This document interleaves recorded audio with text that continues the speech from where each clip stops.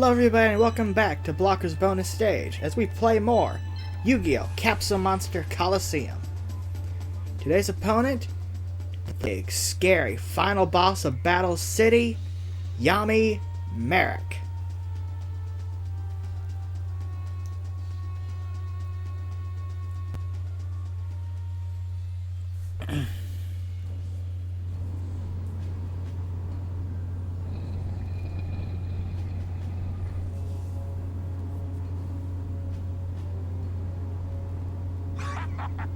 Greetings, Pharaoh. Marik. Marik? No, I'm something much more exciting. It's time to duel against shadows and darkness. What do you want? The title as Capsule Monsters champion? The title? I care nothing about the title. What I want is simple. I want everything! I want the world in my clutches! But what I want most is your defeat as you rot in the Shadow Realm! You've lost your mind. I will stop you, no matter what it costs. Then let's duel, Pharaoh!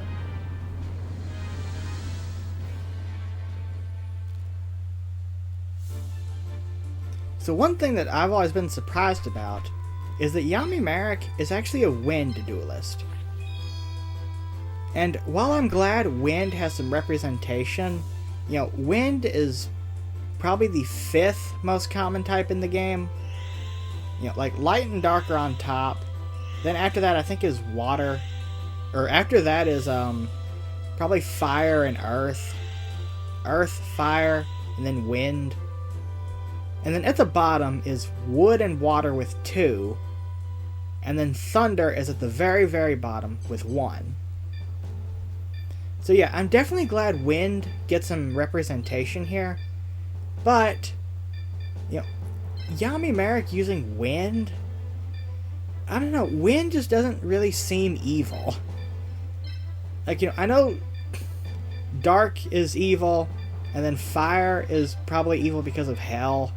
But I mean, light is good, and I guess earth is neutral, and like water and wind, you know, they feel like things like a good character would use. Thunder feels a bit evil, I guess. I mean, fire because of hell, and I don't know, look at me trying to personify these elemental attributes and give them personalities.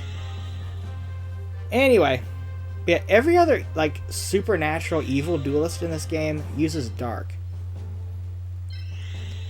As for Marik's arsenal, he plays fire and wind monsters, along with 1 dark and 1 thunder. The stage itself is very dark heavy though, so dark monsters will get a big boost here if you play them.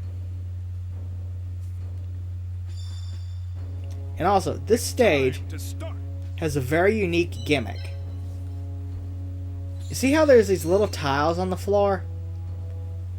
Yeah, you'll notice on my next turn what they do. Basically, if you put a piece on one, the equivalent tile in that space on the enemy's side will go down. What does that do? Well, that space will forever emit poison that does damage to anything that puts a piece there. And that poison does 50 damage to a monster's health, which, to my knowledge, is the highest of any environmental damage.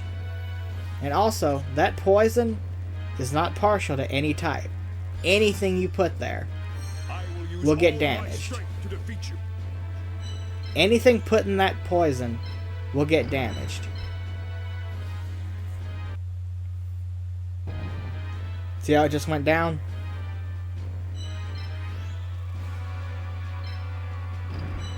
Yeah, unlike other environmental damage, where a type is safe, this is the only stage in the game that is not prejudicial at all.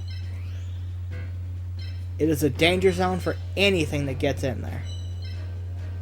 The only safe areas in this stage are your base camp, and then this little path in the middle. Or these little, like, cross paths. This little two paths that make a cross in the middle, and then the platform in the middle. But the path is only a space wide. See? So my strategy for this stage is to spend a good chunk of my time landing on all the spaces I'm... See, look, 50 damage. And you want to know something else about that 50 damage? It's every turn. Not just every one of his turns, every one of your turns, too. So, I think damage, so, yeah. So my strategy is to land on as many of my spaces as possible to pretty much submerge as much of his area as I can. That way, his monsters will be significantly weaker when I go to attack him. Because wind actually has a pretty good defense, especially since his symbol is wind.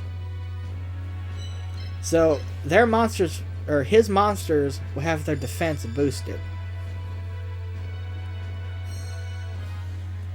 Also, there's something funny I want to mention. This stage is called Corridors of Madness. Now, why is that fitting? I haven't really been talking about the stage names or anything like that. Mostly because the stages, well, some of them fit the personalities, but this one fits Marik's personality really well. Just the name of it. Corridors of Madness. Every move is another step in You see, Marik, if you don't, well, I'm sure you've seen the show. Marik's whole gimmick is pretty much scary, evil, darkness, mind games. Basically. Like, he plays duels that basically just completely, like, mentally screw with the person to where they can't play anymore. In fact, it's actually kind of detrimental to him because he gets so focused on that, he nearly loses a lot of his duels. But yeah, his whole gimmick is driving characters to madness. Ah, this is not what I was expecting. And that was his whole gimmick in the My Valentine duel. Because if you remember in that duel, the whole story was about him making her forget memories of her friends. That was a lot of damage. For every monster she lost. So since this is a shadow game, this is a very high stakes match. So he didn't say it, but I think it's implied that every time I lose a monster, I'm going to lose the memory of a family member. I assume at least. So I'm hoping I don't lose any of my memories. Yeah. Nice attack. Very effective. Pharaoh. See, I'm going to try and keep my monsters alive because I don't want to lose the memories of any people I know. Maybe he'll make me forget, like, mean teachers and bullies and stuff I had instead of family members. I don't know. I better not find out. Yeah, that was his whole gimmick. You know, that's what he did with in the My Valentine duel. In the Joey Wheeler duel, he did something different. He made Joey feel the pain of the monsters he was destroying. And then against Yugi, it was actually kind of a double-edged sword because with him and Yugi, they would lose their good alter ego. Marik would use regular Marik, and then Yugi would lose regular Yugi. But the big difference is Marik actually wanted to be rid of regular Marik. Yugi actually bonded with little Yugi, or regular Yugi.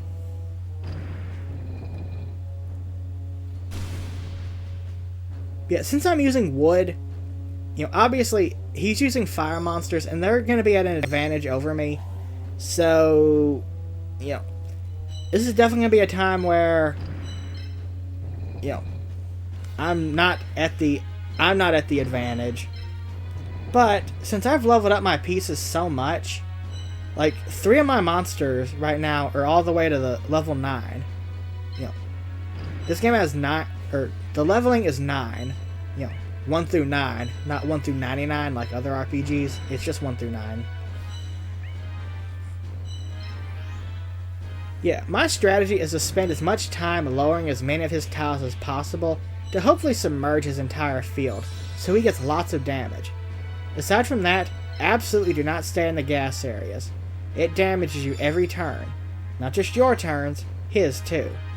And the rate is 50 damage, no matter what.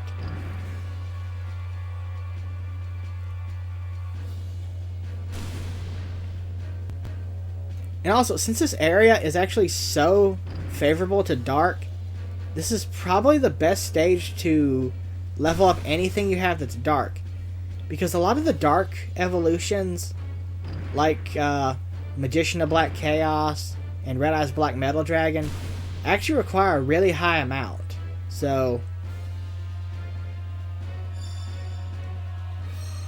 yeah, it's probably the best duel for that. And I have one monster that's left behind, so I'm just going to kind of lower as many of his pieces as possible.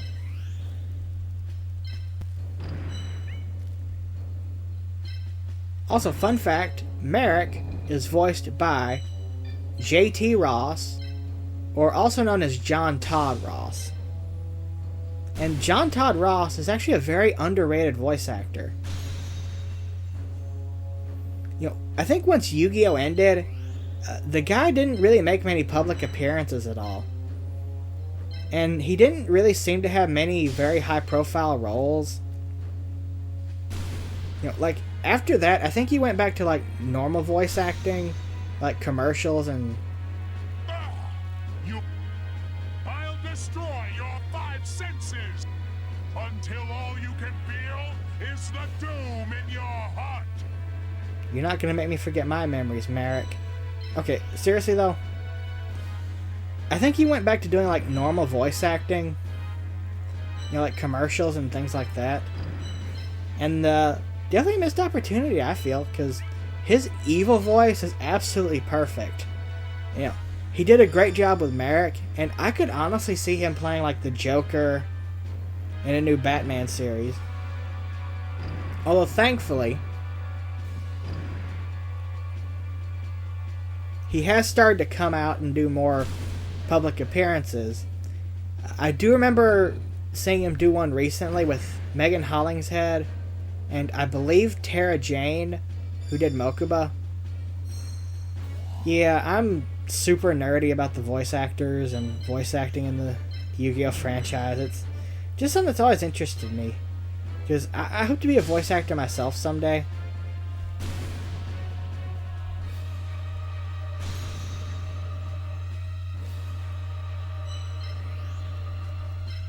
Yeah, Yami Marik as a character is, kind of a challenging one to talk about.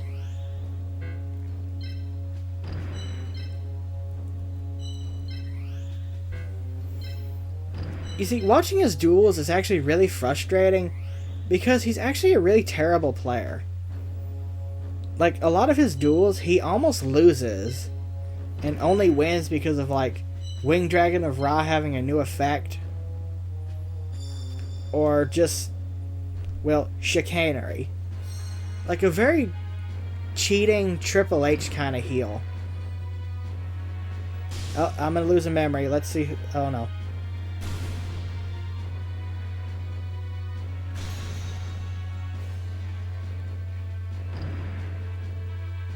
Yep, I lost a memory now. It's I don't know who my mom is anymore. Uh-oh. That's not good. Dang it, double dose. Look. 50 and 50. So yeah, oh well. I better win this so I can get my memories back.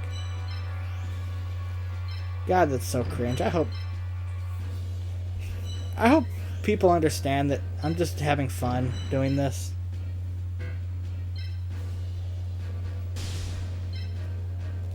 You know, I know it's cringe and embarrassing, but you know what? So be it. Yeah, Marik, I don't know, the way he wins, he doesn't win dominantly. Like, you know, Pegasus won a lot of his duels dominantly.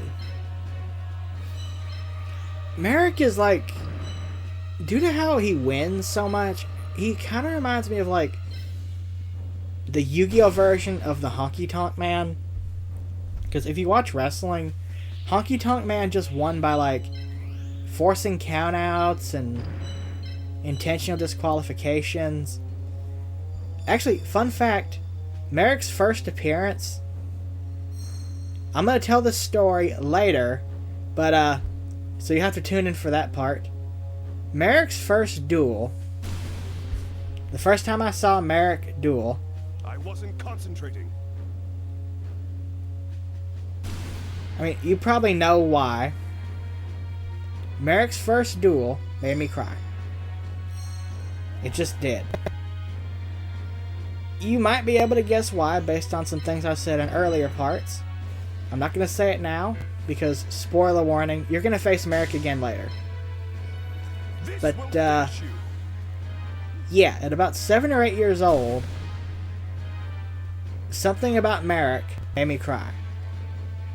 What was it? I'll make you pay. I'm not going to tell.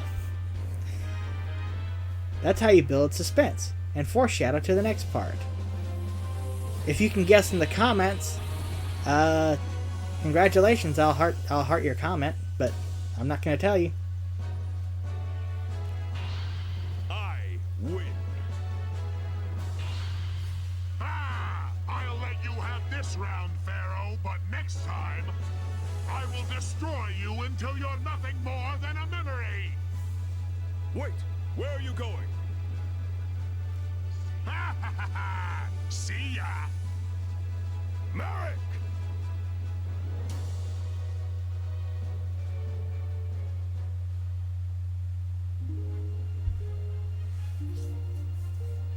So yeah, that's it.